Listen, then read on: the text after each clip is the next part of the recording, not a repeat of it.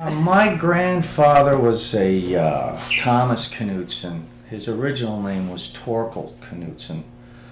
He came here from Norway and changed his name when he came to Ellis Island to Thomas because it made it much easier for people to understand and assimilate. And my grandfather came here with nothing when he was 17 in 1900, and he established himself as a man who worked with his hands, great ship's carpenter in some of the boatyards in the Bronx, some of the other shipyards, and he became a supervisor and a yard foreman. And then the Depression hit and he lost his job. And he had these ideas of building boats for the Depression era wealthy, because the wealthy couldn't have the big yachts because we were literally on the verge of another revolution. And what the wealthy people and the people with means wanted was a great sailboat that they could sail around. It wasn't too extravagant, but they liked to race these boats. And he started building large yachts over 100 feet long. And he did very well, and he also started developing these designs for these sailboats. His most popular sailboat was the K-35.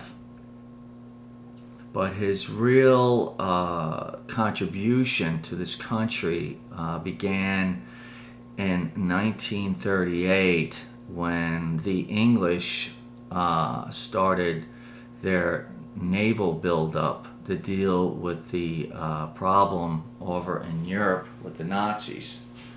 And they were borrowing money from the United States, and the United States in turn wanted them to have a lot of the ships built here.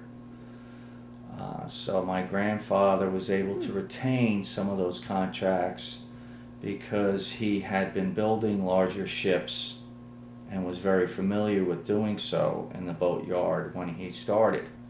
He was the largest employer in Suffolk County. He employed thousands of men, many of them Norwegian and Swedish woodcraftsmen. My father was this larger-than-life individual that, as all men do, young and old, always try to aspire to their father's accomplishments. When I was 11 in 1971, he put me on the payroll. I was making 60 cents an hour.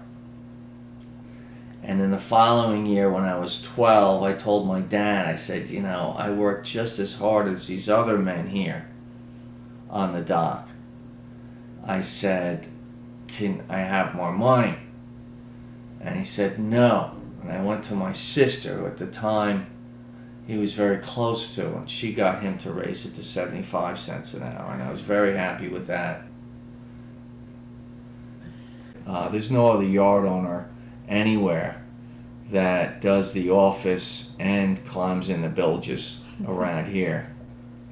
But I like it. I love making people happy, enjoying themselves, making them safe, keeping their boats healthy. I still have quite a few do-it-yourselfers, but most of the boats I take care of myself.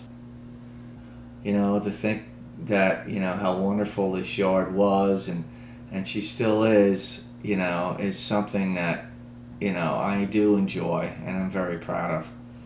You know, and, you know, I would like to continue doing so. And hopefully I can steer a few more people in this marina to keep it a vital business operation.